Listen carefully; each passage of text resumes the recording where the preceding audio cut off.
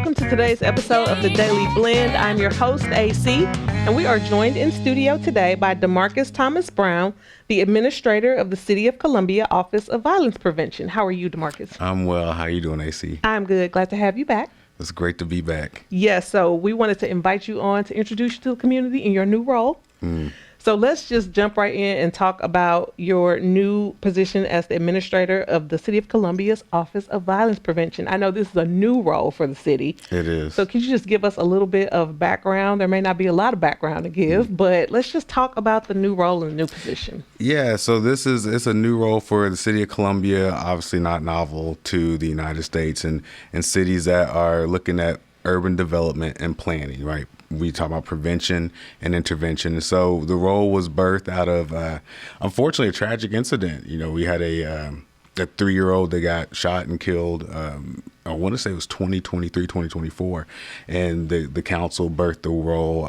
Mayor Barbara Buffalo, it's like, we got to do something, you know, because we're seeing the outworking, not just of a gunshot, but we're talking about social economics, right? We're talking about neighborhoods. We're talking about parents that are then parenting in fashion where there's a lack, right? Educational reach and upward mobility. And so out of that situation, the role was, the office was identified and the role was birthed, and then they filled the role in 2025. How do all those things that you just mentioned, when people read an article in the newspaper about a tragedy that's happened, I don't know if a lot of people understand those kind of background things that you just brought up.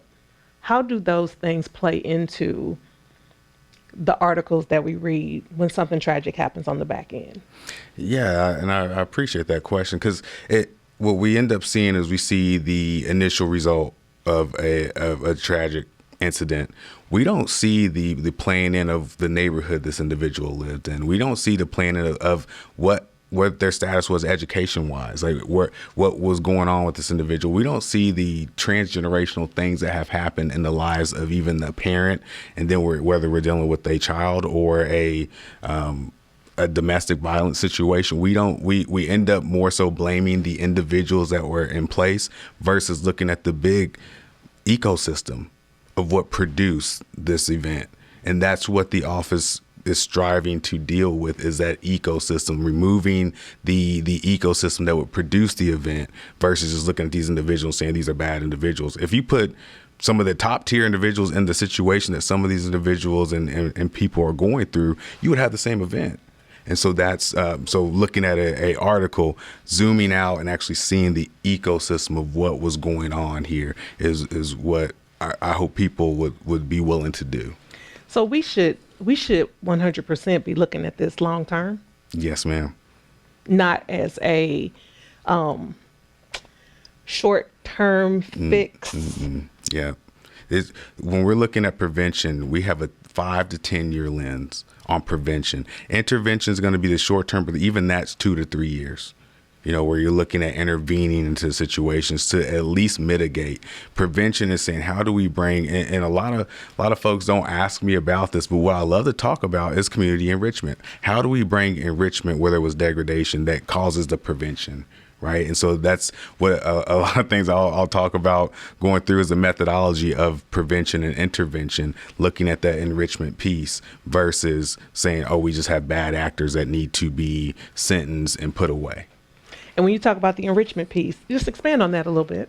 Yes, ma'am. And so when we're talking about community enrichment, we have people in survival mode. We have people that have had transgenerational trauma and situations that have been passed down. And if we're not addressing the situation of where the trauma and where the degradation has come from, we're just going to continue to keep producing that same result.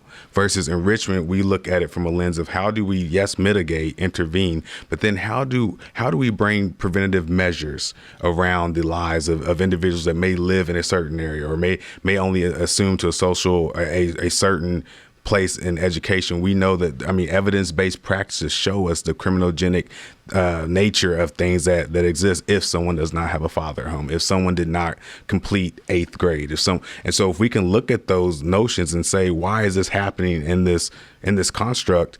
then we can go preventative by looking at how can we partner with CPS to make sure that people are actually graduating high school, which then removes them from a place of being ones to be a victim of violence or do violence, or being ones with substance use disorders. How can we actually help with housing, adequate housing, right? Or if it's housing and landlord tenant, how can we bridge the gap and intervene in those situations so that we can beautify neighborhoods versus them being ran down, but the people don't own the property or the land. All those things are preventative and take time to develop versus looking at intervening. We can bail water all day long, but we got to plug those holes. And that's what the office is tasked with doing, is holding both in tandem, but giving that long-term tracks to run on so that it's sustained. Yeah. Yeah, I appreciate you being here to expound on a little more, as much as we can in 7 minutes. I appreciate the conversation, honestly, and want to clarify. You're not saying we don't mitigate situations when they happen. Not at all. We have to do that. We have to. We have to do that. That's important, and that's something that has to be done. But there are some things that can happen in the preventative state, right? That can happen before. Yeah. Hopefully, and that's what your office is there to do. Yes. Okay. All right. Well, DeMarcus, always good to see you. Thank you so much for joining us. We'll have you back. It's always a pleasure. We would love to keep this conversation going. It's an important one, and we'd love to give you space to be able to talk more as you settle into the role and continue to see more and learn more. We'd love to have you back. Well, I'll come back. I know you will. I know you will. Thank you so much for being here. Appreciate you. And we wish you the best in this position. Much. We know there's a lot to unpack. Yes, ma'am. Thank you. Welcome to your Be Well moment by Burrell Behavioral Health.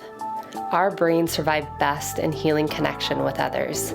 The cool thing is, we don't have to be sitting next to someone to feel connected. Close your eyes and take a deep breath. Think of someone you care about and then silently wish that person well. Tell them in your mind, may you be happy, may you be healthy, may you be safe and feel ease. Repeat this practice for anyone else you want to send kindness to.